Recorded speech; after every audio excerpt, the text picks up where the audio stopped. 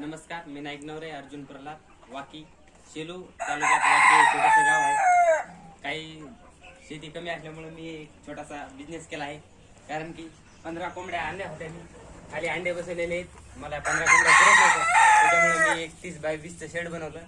त्याच्यामध्ये मी 800 बर्ड्स आणले. त्याच्यामुळं एक कोंबडी बसवली. याच्यात काही पुरत नसल्यामुळे मी एक मोठा धंदा, याच्यात मी 15 कोंबड्यामध्ये मोठासा अनुभव घडवला आणि 1000 कोंबड्यांचं मी एक शेड टाकलं.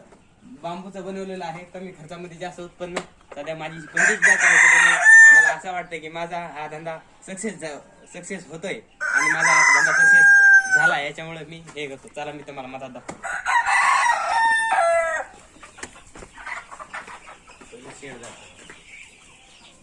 हे माझं एक बांबूचं पूर्ण बनवलेलं शेड आहे. याला खर्च एकूण 25,000 रुपये आलेला आहे आणि वरून ताडपत्री आणि बांबूचे चादर आथरलेली आहे.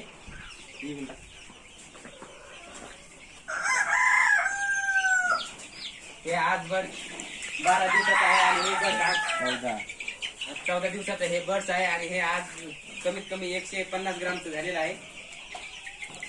हे जे पाण्याचं आहे, याच्यात दररोज 15 दिवस झालं वॅक्सिन टाकणं सुरू आहे, औषधं त्यांची. आणि हे चारा 7 दिवसामध्ये हे खाद्य आहे.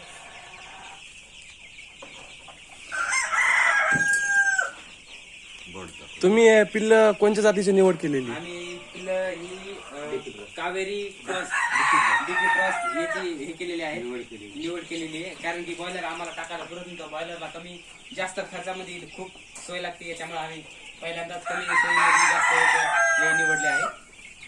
उत्कृष्ट पण वातावरण सुटत या कावेरी ह्या जातीला कोणतं बी वातावरण सुटत नाही. म्हणजे थंडी बी सहन होते आणि गरमी बी सहन होते. याला कोणतीच अडचण नाही. आणि बॉयलरला तसं नाही. बॉयलरला लय खर्च बी जास्ती लागतंय आणि पुन्हा सोय तापमान मेंटेन करता येत नाही.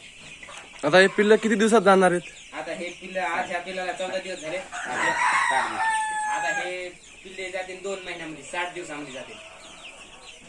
60 दिवसात या पिल्लांना आपल्याला दुसरी जात करायची आहे. या पिल्लांची तुम्ही याला पिल्लांना लसीकरण कसं केलं? लसीकरण सध्याचा पाण्यामधून दिलं आणि अजून एक लसीकरण राहिले वाटतंय, ते बी देऊन टाकायचे.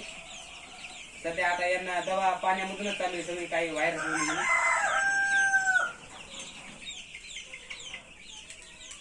अजून